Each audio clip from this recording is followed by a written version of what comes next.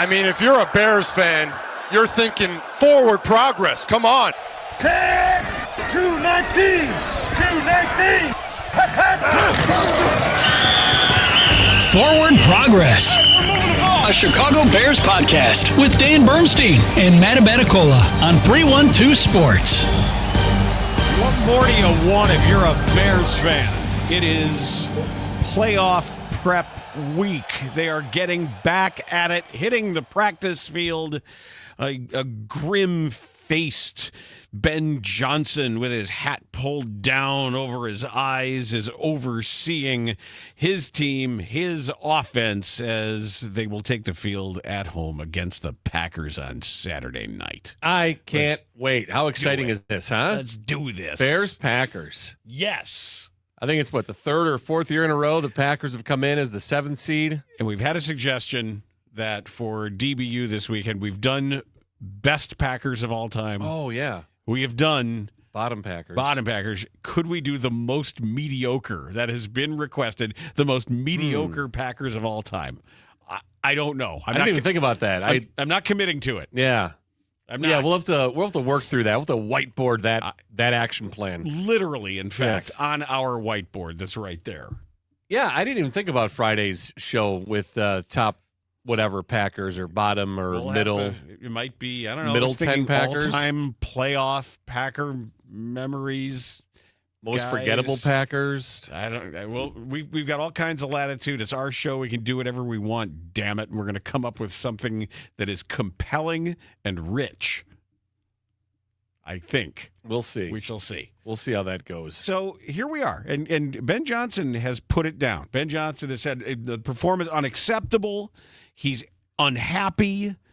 He has carried this dissatisfaction from his initial post-game press conference into yesterday's comments, and he is taking on this burden of making sure his team is ready for this game in a way that they weren't for the last one. Yeah, and I think from reading things and talking to people around the team that this was the most disappointed and most angry, not just Ben Johnson, but locker room that the media has experienced over the 18-week season. Good. Yeah. Oh, no, absolutely good. They came out so flat and just so unprepared to play, it seemed like. I never think it's good to lose a game. But I'll always point out when I think a coach isn't all that unhappy that it gives them the opportunity to get after it a little bit with a bit more attention. Yeah. And this could be one of those times. This could be one of those times where the coach has realized, oh, okay. Oh, you think you can just roll out of bed and play football against a team that had nothing to lose, and you thought that you would just be able to walk through it and win. So now I got your attention for this week, and here's what we're going to do. Listen up. Yeah, and I think I was reading it somewhere. I can't remember if it was the last time, whenever it was this happened, or if this was the first time ever, you had a full division end up above 500, while in the same season, a full division end up below 500 in the NFC South and the NFC North. Just very interesting. So the Lions were definitely playing for more than just final game of the regular season. They had a point to prove, I think, to Ben Johnson, to the Bears, to the rest of the league. But, hey, great. You got the win. Enjoy the offseason now. Maybe they did the Bears a favor. Maybe they did. Who knows? I mean, the Bears lost the first two of the season and then went on a little streak there to win. It's what they're going to need to do now. 11-2 is their little streak. Well, I think what they go, a 4-game win streak, 4 or 5-game win streak after that back-to-back loss. But, yeah, certainly in those middle 13 games, the Bears go 11-2. And they're going to need to do that 4-game win streak as well, as Ben Johnson pointed out here, starting on Saturday at home.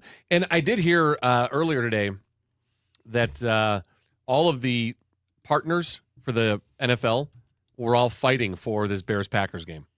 They all wanted the Bears-Packers game. And I actually am glad it's on Amazon, because I think right now, total product, Amazon's doing the best job. Yeah, but it's interesting that it is also going to be on Fox locally. And I think the whole point of putting it on streaming to show what streaming can do and what it looks like, what it feels like on streaming, and that's kind of like the future of it, then why have it locally where your biggest market's going to ding that streaming broadcast? It's just the rule. Yeah, okay. Yeah, but because they can't presume They're not going to hold viewers hostage. Yeah. They'd rather make sure you're there than try to prove a point at the moment. I'll watch the Prime broadcast. I will too. Yeah. I mean, it doesn't matter. It's the same broadcast. It is, but I mean, like the pregame stuff. Well, that'll get me. Like, I'll choose to watch Prime pregame. Isn't that going to also be on 32 here? No, they wouldn't have like the Prime people on 32, would they? Well, once the game start, I don't know technically how much they'll give them. No, I think they'll have to allow their studio shows to do their own pregame and postgame show. Right. Otherwise, what's the point of doing it? Right up to kickoff. Yeah.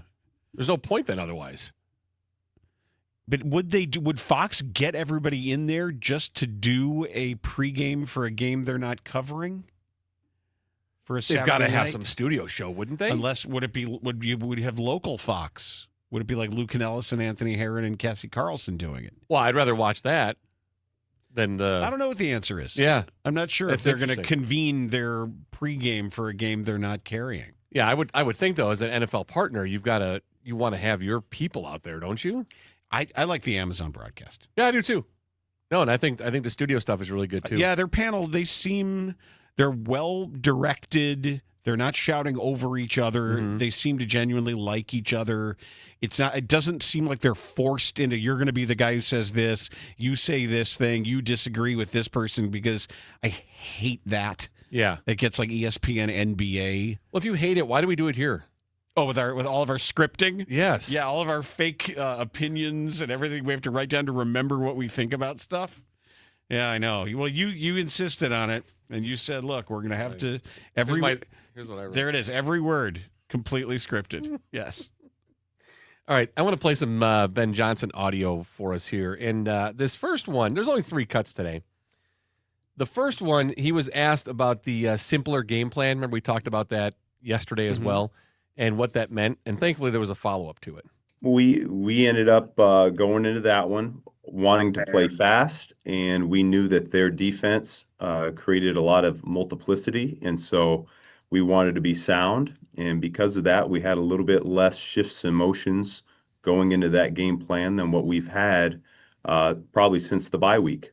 And that's really what the simpler game plan was talking about. Well, stop doing that, because Yeah. I like the shifts and the motions that can catch teams off guard or make them think or tell you stuff. Yeah, because doesn't that help the run game and then your play-action passing opportunities? Isn't that what you were brought here to do? Right. That was not what I was expecting to hear. I expected he was going to say something like, we had a handful of plays that we were going to get right every time. We knew that they worked. We were going to concentrate on what we do well. And instead, they just made it dumber. Yeah. So less motion, less shifts. I didn't understand that. I mean, they cut down on their penalties, Mm-hmm. but don't make the offense dumber. Yeah. Not now. Yeah, I agree with that. Yeah, I was surprised to hear that, but I'm glad there was a follow-up to it at least. All right, and then here is one, and there's a question here on this one too, so we'll provide that for you. Tyreek Stevenson didn't play at all yesterday. That's obviously a change. What prompted that? We felt good about where Shawnee and where Jalen were, and we wanted those 2 guys to take the bulk of the snaps. It wasn't just bulk. It was all. Ooh. Something else might be up there. Yeah, so what's going on? Because that was looking at the timeline here of Tyreek Stevenson's season. Uh-huh. And remember how celebrated he was the start of the year, and he's the best guy on the roster right now at the cornerback position, and how he was going into that Washington game, how he handled himself, how he came out of the other side of that Washington game as well with the media. And now week 18, he doesn't get any looks because he felt good about Nashawn Wright and Jalen Johnson, who both, by the way, didn't look very good in the game. That was a brusque response. Mm-hmm. He couldn't wait. So we felt good about. Okay, well, I don't know what happened, but I don't know if something happened during the week that we weren't made aware of. If there was, I'm just speculating here and not. Did somebody ask? Was it disciplinary? Yeah, did he miss meetings? Was a meeting? Was it practice just didn't look good? I would have loved to known more about that because this was a guy that you were counting on Somebody that was with playing at a high level for the first half of your season. somebody with a history. So I thought that was odd. That is odd. Okay. You know, because I kept questioning myself during the game, was he hurt? Is that why he's not out there? Like, I kept saying, why am I not seeing Tyreek Stevenson? Why am I seeing the same two guys trail wide receivers with the ball? Why are we trying something else? Especially after Jalen Johnson was sat last week in the second half for Tyreek. And McLeod was out. Yes. McLeod was out, which is why you saw Jonathan Owens in the game. Okay, that's Because when I saw him out, and I saw 36, I was like, when's the last time we saw him on a defensive snap? Yeah, this would be a bad time for there to be something going on with Tyreek Stevenson. We need to figure out here. Right, so it wasn't just my spidey sense. You feel it too, right? Because Yeah. something doesn't seem right. Yeah. Can we hear that again? Sure, absolutely. I'd like to just hear how the speed with which he answered it. Tyreek Stevenson didn't play at all yesterday. That's obviously a change. What prompted that? We felt good about where Shawnee and where Jalen were, and we wanted those two guys to take the bulk of the snaps. All right, just don't look into that though, because there was a longer space, Oh, you cut it out. and I edited because Okay. there was a longer Okay, gap. good. I'm Yeah, glad- it thank was a you for much saying longer that. gap. Yeah. Thank you for saying that because it seemed like he was Oh no, pouncing. Yeah, on no, that. no, no. Okay. Yeah, no, that was edited. Okay. Because so it's actually It's a I Zoom normally conference, right? don't edit spaces like that. I'll edit out if guys stumble over words if we like them because I don't want them to sound dumb. If we don't like them, we leave it in. Or we change their words around completely. I'll edit them so the sentence doesn't make sense. Right. Like, what is Trump asking questions for? But this one was a longer space than normal, so he was giving it more thought, and I didn't think about that until you made a question about it. So maybe he took longer than normal to think through his answer. But yeah, it was quicker because I edited it. Tyreek Stevenson didn't play at all yesterday. That's obviously a change. What prompted that? We felt good about where Shawnee and where Jalen were, and we wanted those two guys to take the bulk of the snaps. So after the game, how did you feel about where they were, Coach? Like it's not like they played a great game. Well, no, and To not give him Jalen Johnson was particularly challenged. Yes. I mean, neither guy had a very good game. So, like, Tyreek Stevenson couldn't get in any plays. When you're already down a corner, Yeah, it just doesn't seem right. Something seems fishy about it. that's worth further exploration. It sure is. Okay. All right, and then last one from Ben Johnson, and the question here from Courtney. Is there any way to identify the most correctable thing on defense right now on a short week? I mean, we got a number of areas that we could play better. But at the same time, I mean, the number one thing is that we're looking to limit the opponent with their points, and you're saying you left that game with a good offense, and they only scored 19 points, 16 up until the last 2 minutes of the game there, and so I thought our defense played well enough for us to win that ball game. And I know we want to clean up the yards, and we want to get off the field faster, and we want to create more possessions for our offense. Those are all part of it, and there's ways to get that done. But at the end of the day, you know, the number one objective is to limit their points, and so I'm gonna keep that the main thing with our defense. You There know, you go. I'm not sure I like that. Why? I think you're making excuses. You allowed 430 yards. Dan, you allowed 1,300 yards the last three games. I know. And to say that, I don't know how much you're going to control the red zone stuff. A lot of that's variance. You're not all of a sudden better because you're in the red zone. No, you're not. And I'm sorry. The the Green Bay game, they were 0-5, 0 for 5. And then the Niners game, they were 5 for 5. Yeah, that's not. And you limited the Lions in this game. No, we'll clean up the yards and stuff. I don't like the flippancy with which is, oh yeah, the yards, and you're only looking at points. I understand what he's saying, but no, it may just be that he knows they can't get better. I think if I'm trying to give him the benefit of the doubt as I think this through, I'm thinking maybe he knows this is his defense this year, that there's no wand he can wave, that even Kyler Gordon coming is going to make that much of a difference, that he might as well just fluff him up a little bit and say, we'll cover you. I got this one, and we know that we got to score 40. See, I think but he doesn't think they have to score 40. I think here's the thing. We talked about this yesterday, and I think this just confirms it for me in what he said here. He knows that this is his defense, and that's how it's going to be. And they're going to give up yards, and teams are going to move the ball. But the main focus is limiting them on points. And he's not wrong. They scored 19 points, Dan. A team that normally, what did the Lions normally score 28.3 points a game. Yeah, but they held them to 19 points. I know they did, but a lot of it's still their ability to get up and down the field. I don't trust that the next opponent is going to struggle in the red zone similarly, because that stuff will ultimately come out in the wash to averages. You don't have any special talent that only appears if you were really, really good in that part of the field consistently and always. It would show you'd be a better defense overall. But that's their scheme. That's their game plan. It is, Dan. They give up. They don't mind giving up yards. But they're blitzing more than ever. I know. It's not a Tampa 2. It's not a Tampa 2. You're correct. But they don't mind giving up those yards. Well, I do. I know you do. But yards don't go on the scoreboard at the end of the game. Yeah. Points do. Yeah, and he gets it. He gets it. This is what his defense is. He's not going to be able to fix the pass rush before the season's over. Yeah. He knows that. All right. Well, so, which is why I hope that he's not saying this is his ideal defense going forward. He's not saying that. He recognizes what this defense is, which is why then he's talking about offense. You want to know why he didn't lash out at the defense after that game?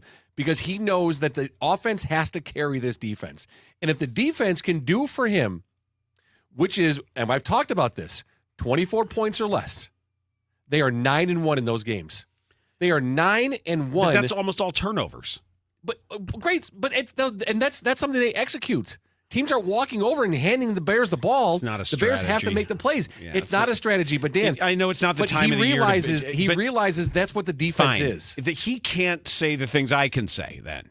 Right, correct. He can't. He can't go to the podium and say that my defense is horse shit, and I wish I had 12 other guys on the team. It doesn't have to be quite like that. I know, but he can't do that. But I would. It just, from the accountability perspective, it sounds weird to just sort of be a fait accompli. Like, look, this is what we're dealing with.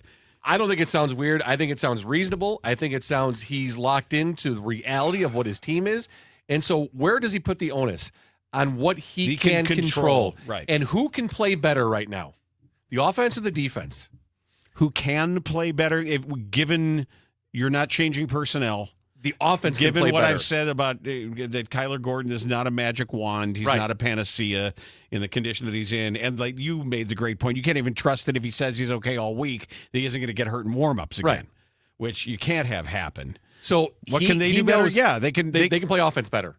And they can be more efficient on offense, which is why that's where his focus is. Well, they can also... He can't fix the defense. They can also have the ball enough to keep their defense off the field, which is why I think the game plan has to be run it, throw the occasional play-action pass, but control the clock, run the ball. And I don't think that's how he thinks, though. He doesn't think about time of possession. He thinks chunks and he thinks about chunks and he thinks about scoring and efficiency. All right, he wants the ball. Then you're going to need to have another one of these Bengals games. No, you don't have to have a Bengals game. They beat the Packers 2 weeks ago, 22-16. All right. Again, if the defense can allow 24 points or less, they're 9-1. He knows and he believes his offense can score more than that. And he's disappointed, and he was pissed because they lost, and the defense gave up 19 points. My defense should score more than 16 points. Offense. Or by offense, I mean. That's why he was pissed. I get it. That's how he sees the game. And I think that's the prism through which he sees the game. And I don't know if that's truly how he sees the game or if he sees this season that way. This is how he's viewing the 2025 season. Now, I know he wants his team to be more efficient and score more points as they go on through his contract as the Bears head coach, but I think he's looking at it this year because all he can do is work with what's within this year. He's also the head coach of the defense. He is. He's the head coach of the team. He's not the offensive coordinator. He is, but what can he do for this defense this year? There's not much. So, you know what? Ben, don't break. I know it's not the Tampa 2. Don't give up a lot of points. I like the way you pronounce that. Ben, don't break. Ben, comma, don't break. So don't give up a lot of points. Limit the points. Give up field goals. Look for turnovers. Let's try to execute those. And our defense will carry you guys. We're going to score enough points to win games. Offense will carry. God damn it. The offense will score enough points to carry us. You need to limit the points. We can't give up 42 and 52 and 38 and whatever else we gave up. 24 points. They're 9-1. Okay, well, then you got to have a conversation. If that's the case, you've got to have a conversation with your defensive coordinator. Stop blitzing. Yeah, that is one thing. There's a component of this that as the head coach, you got to sit down and say, "Hey, man, explain to me why we're doing this so often. What's your If we are bend but don't break, play it. Right. Play a Matt Eberflus defense. Give me split safeties. Drop into coverage. Go to your landmarks. Break on the ball. The problem with that is they've been a shitty tackling team too. And if you want to rally up and deny run after the catch, they're really not designed to do that. Well, they haven't been a shitty tackling team. I mean, overall, you look at their numbers, they haven't been a shitty tackling team. They're down towards they're up towards the top as far as tackles are concerned. As far as missed tackles go? As far as missed tackles, yeah. Well, if you're looking at missed tackles, they're kind of in the middle. Lower middle. I mean, they weren't that far off from the Packers who we praised 2 weeks ago for being an excellent tackling team. Yeah, they did well against the Bears for some reason, a way that belied their overall ability. I just want them, if you are playing, if truly embracing bend but don't break and two high safeties, yeah, and you can play man underneath, you can play zone underneath, but if that's what you're doing, stop sending extra people. Yeah. Stop doing that. Yep. And then those guys in the front four, I know they can't, and they haven't done it. You've got to give me a play here and there at least. Like, stop running into a guy's chest and then your feet just die. They get locked Do up. something for me. Get unlocked somehow. Yep. Try something different. But I think that's why all the onus is on the offense, because he knows what the defense is. What I can do is improve the offense. We can be more efficient. We can score more. And so I wanted to look at that. I wanted to look at the Bears throughout the course of this season. And I looked at the number of possessions their opponents had and what the Bears had for each game. Okay. It came out to about basically an average 11 possessions a game for the Bears. And if you're looking at the defense giving up 24 points or less, where the Bears are 9-1 in those games, the first one being the Lions game that they lost, obviously. You're asking your offense to have 4 to 5 scoring drives a game with more touchdowns, obviously. So if you're asking for 4 touchdowns or 3 touchdowns and a couple of field goals, 4 or 5 scoring drives out of 11, it's not even half of your possessions. He wants his offense, and he needs his offense to be more efficient, ready to go from the start. And I think there's a couple things. So on the defensive side, you mentioned it already, blitz less. Okay, if that's not what you're going to do, if this is how you're going to play, then blitz less. Be more impactful when you do it. Limit it and be more impactful. And then on the offensive side, I'll tell you what my first thing is that I wrote down. Okay, on the offensive side, though, let me say this. What they need to do, and I know, and you can start fresh now. Season's over. You're in the playoff season now. And I know that they led the NFL in pre-snap penalties. That shit has got to stop, and it's got to start Saturday. That has got to start Saturday. Well, you need to clean up your pre-snap stuff, because if you want to talk about being more efficient, you can't keep hurting yourself. Here's what I wrote down. What did you write down? 3rd and short. You have to get into 3rd and short? 3rd and short. I want you to spend the day like the Bears defense spends its day. It's always 3rd and 1. It's always 3rd and 2. Mm-hmm. You've got to, if you want to survive, and gives you so many shots because you're a 4-down offense. Yep. It used to say, 2nd and 1. Now that's 3rd and 1 too. The way they think. All those chances count equally. All your downs, and they use them, and modern coaches understand that. So when you are pushing, when you are trying to ask some of these things, that you get a couple of shot downs when you're talking about 2nd and 2 and 3rd and 2 and 3rd and 3 and 3rd and 4. Just stay out of 3rd and damn 8 and 9. Right. One other area on his offense I know that Ben has looked at, and I'm sure he wants to improve on. The Bears have had 8 possessions this season where they started the second half. So come out of the locker room, you have the ball. I think they were 9 and 8 in coin tosses, right? Yeah. Didn't they finish the season with a winning coin toss record? They did. Yep. So 8 possessions coming out of halftime. 3 touchdowns, 1 field goal, 4 punts. And I know that's got to irritate him. You can't come out of the locker room and go 3 and out. And they did it 4 times. How many times was that a blown double-up opportunity? Where you had it at the end of the first and you get it at the start of the second? Because that's the model. Ideally, that's where you take a game over. It's funny you asked that because it was the first 2 games of the season. That's so funny. Last possession of the first half, first possession of the second half, 3 and out. Lions game, last possession of the first half, first possession of the second half, 3 and out.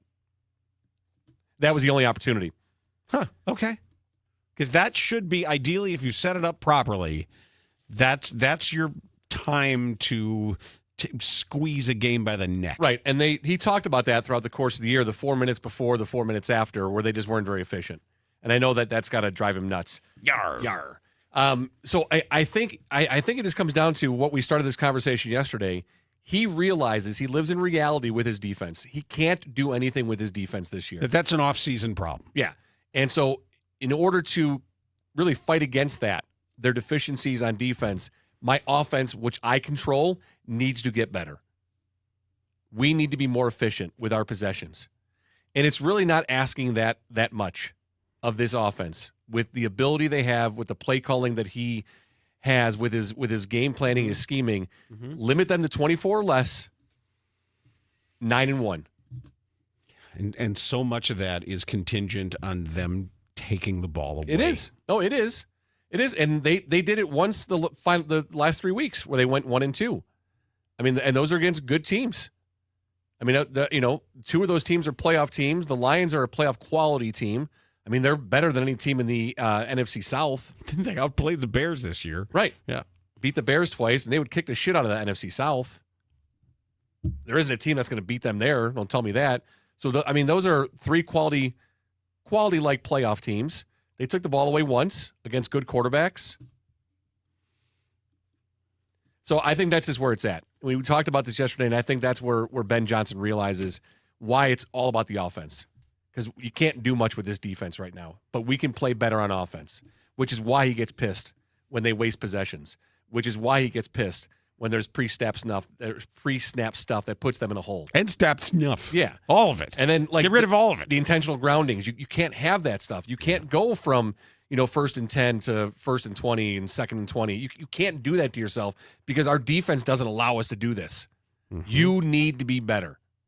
That's really what it comes down to. So that's what I looked at and thought of for Ben Johnson, and as far as the offense and defense is concerned. One other area I looked at, too, the 7 playoff teams in the NFC. Do you know, Daniel, in the course of this season, which of those 7 playoff teams has the best home record of those 7 playoff teams? The Bears. They do not. It's the Rams at 7-1. Rams were the best at 7-1. That's right. The Bears had a better road record than home record, didn't they? No. Oh, no. They were sure? Yeah. Seattle and the Bears were 6-2 at home. 6-2. Okay. Seattle was 8-1 on the road. Best road team. Well, they're probably the best team. Yeah. Bears were 5-4 on the road. They were? Yep. Okay. Yeah, I guess that's right. Eagles, Panthers, 49ers, and Packers all 5-4 at home. Eagles on the road were 6-3. The Panthers were 3-6 on the road, so they're lucky they get a home playoff game, even though they're going to lose to the Rams. Yeah, I'll say it again. I don't want to see Seattle. I don't want anything to do with Seattle. Yeah, I know, and we talked about how that happened. So 49ers and Rams win, and so then 49ers go to Seattle. They beat Seattle, and then 49ers come to Soldier Field for the NFC Championship game after the Bears beat the Rams because the Rams aren't very good on the road. And the last time I was at a Bears 49ers NFC Championship was that game at 84? Soldier Field. 84? No, it was 87. Oh, it was 87. Okay. Yeah, that was bear weather. Bear weather. We'll get these sissies from California into bear weather. Okay. Not great. How'd that work out? Yeah, those of us sitting in the north end zone waving hi to Jerry Rice too often. Oh, hi again. Hello. Hi. Hello how there. are you? Yes, you seem very happy today. All right, here let's jump into that stat from Next Gen Stats There were a couple, yeah. Okay. that you had. Do you have them with you? Seriously? Yeah, you brought them up to me. No, I said we'll do Farging them during the bastages? show. Yeah, I know. And why didn't you save them? I said let's talk about them during the show. Because I thought you had them. You had them on your screen. Well, I've got one here. Okay, I didn't know you had more than one. There was just the one I wanted to get into. Okay, well, there's this. There was the most passing yards lost due to drops. Yes. Is that one, or did you want the most? No, I want 20... I want both of those. Let's talk about both. Well, I got to get the other one then. Okay, then you should have saved it. No, did you retweet it? Yeah, I think I did. I didn't save it. Well, I only got this one. This is the most passing yards lost due to drops during the 2025 season per Next Gen Stats. There are 8 names listed here. Cam Ward is 8th with 256. Justin Herbert 7th at 266. Jordan Love with the 6th most pass yards lost due to drops at 287. Bo Nix at 317. Dak Prescott at 319. Number 3, Trevor Lawrence at 320. Number 2, Matthew Stafford at 363. Number 1, most passing yards lost due to drops, Caleb Williams, 404. There you go.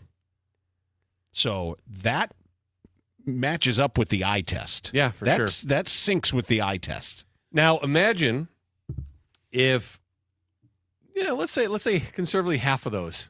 Let's just give him another 200 yards. That does it. And then let's also, it's not just on the passes that were dropped too, his quarterback completion percentage. Let's just add, we did this exercise last week. Let's add one completion that he missed on. So you're adding 16 completions, and I think it was about like 185 yards. Yeah, we did this already. So that's another 385 yards that he would have added on from drops and from just his own poor accuracy. I wonder, does yards lost due to drops presume that the receiver falls immediately where he catches it, or does it bake in any yards after the catch? I would say it doesn't bake in. It can't, because you just never know. Right. Because you could have... It has to be... You could have Jordan Battle out there tackling, and then you're going to miss him, and then he's going to go 65. It could be... So that realistically could be considerably more. Could be. It could be for sure.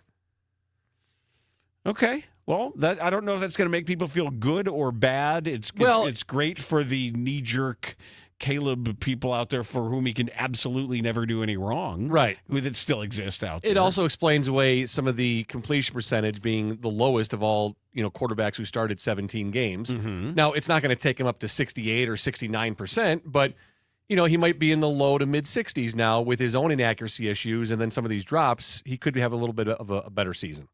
All right, here's the other one that I saw, the Next Gen Stats.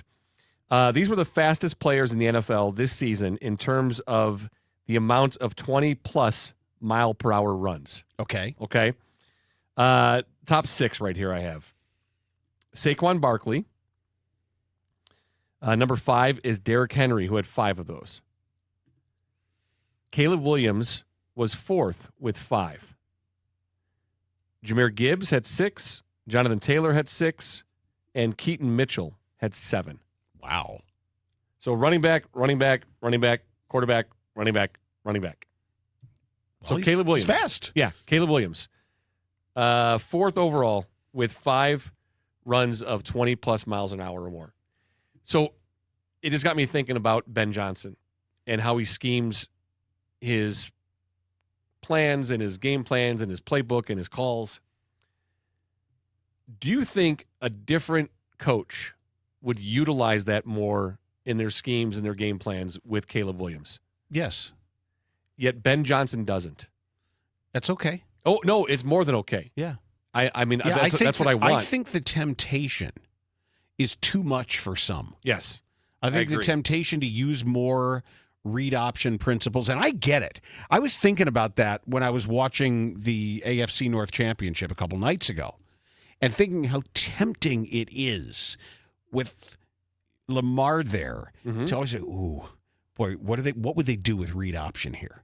Like you spring it on him, like here, have him and Henry out here, and show him that pitch, and watch him read the defensive end.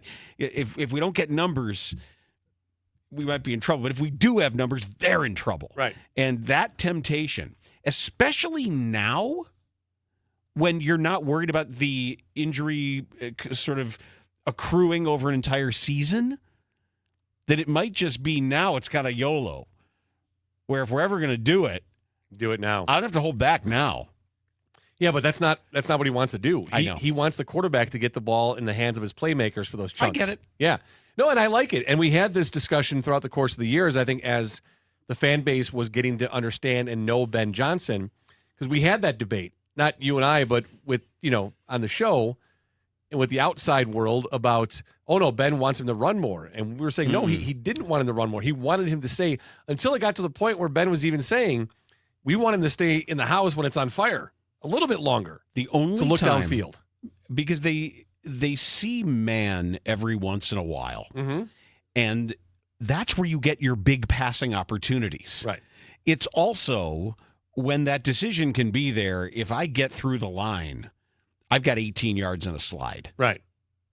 Because they're all turning their back to me. Or you can get 40 yards and a touchdown because your guy beats his guy one-on-one. Correct. Which is what he wants. Exactly. Right.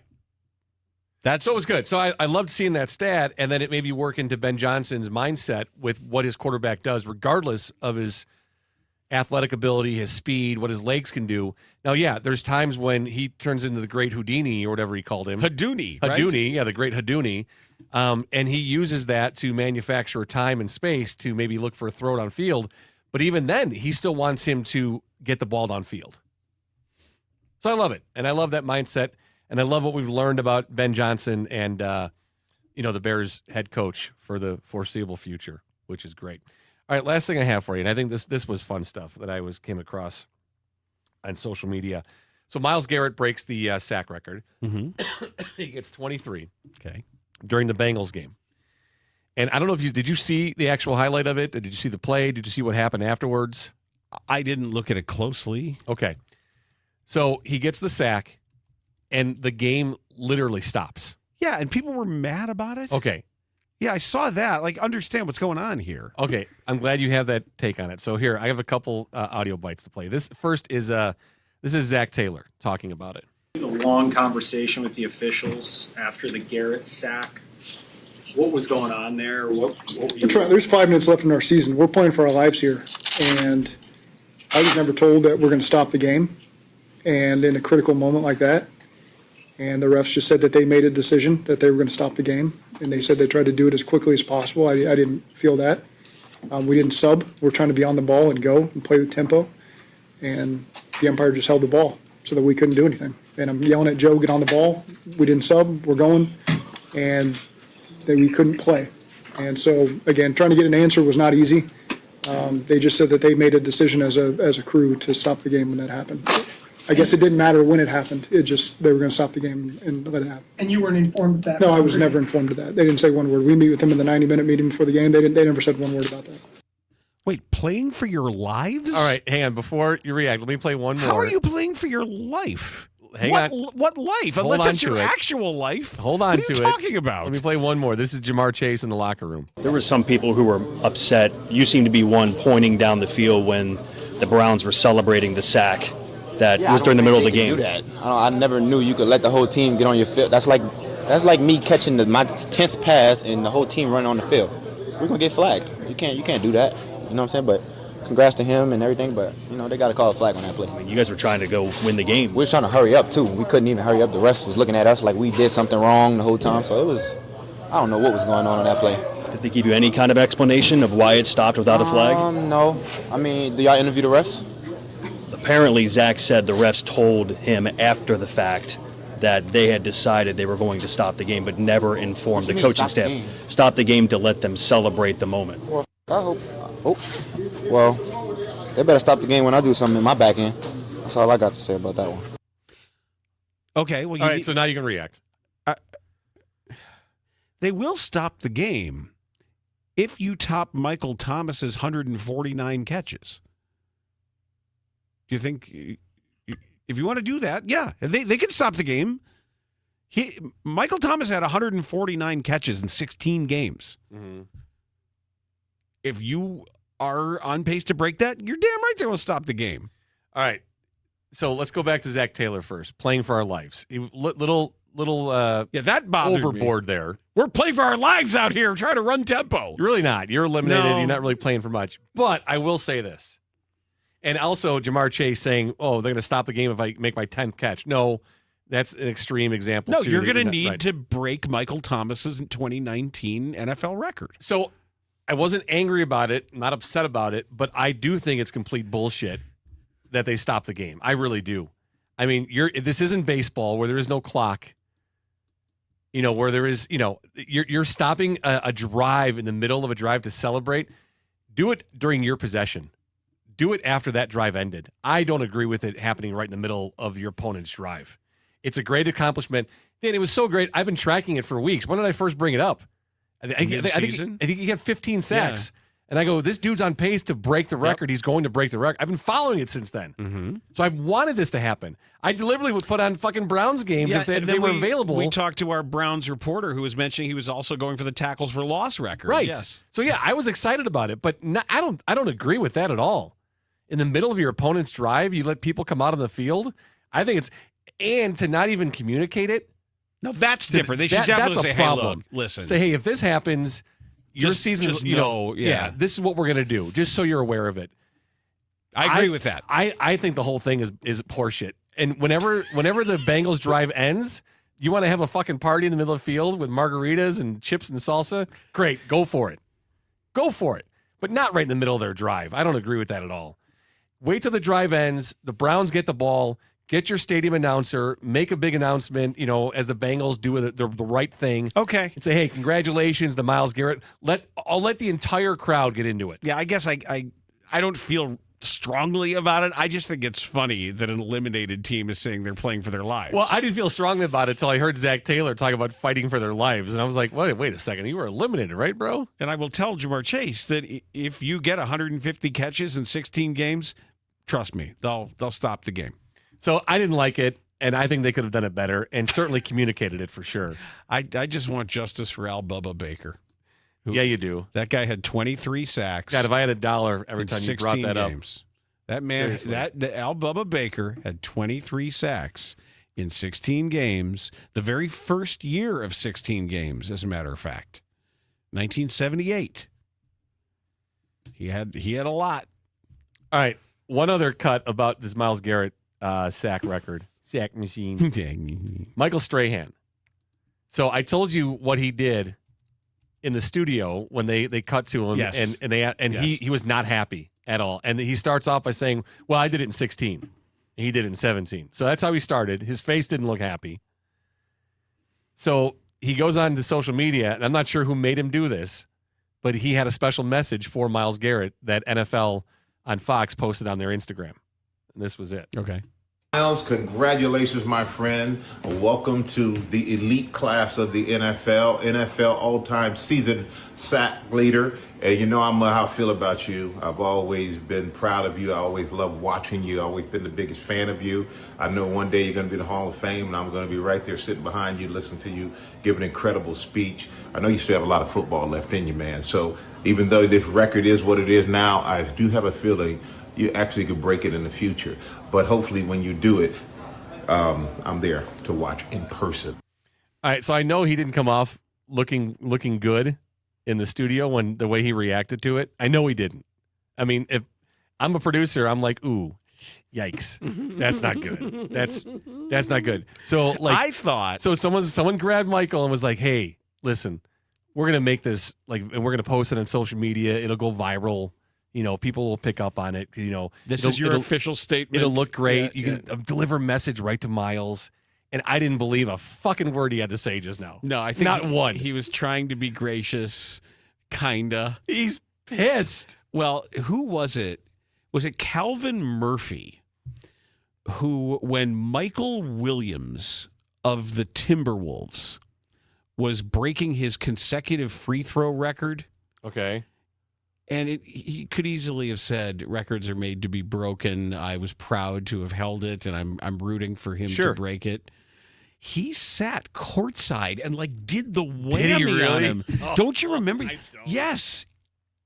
I want to say that it was Calvin Murphy, and he was following him around to games and being like, miss it, Noonan, miss it. Yeah, and I also like the production staff with NFL and Fox. Like, someone needed to get ahead of this and realize, say, listen, what a Neanderthal football player is going to do and how he's going to react, and get ahead of it weeks ago and say, hey, start working with Michael and being like, hey, bud, this may happen. How much of your self-esteem is wrapped up in that? Like, is he introduced at speaking engagements as the record holder? It's got to be.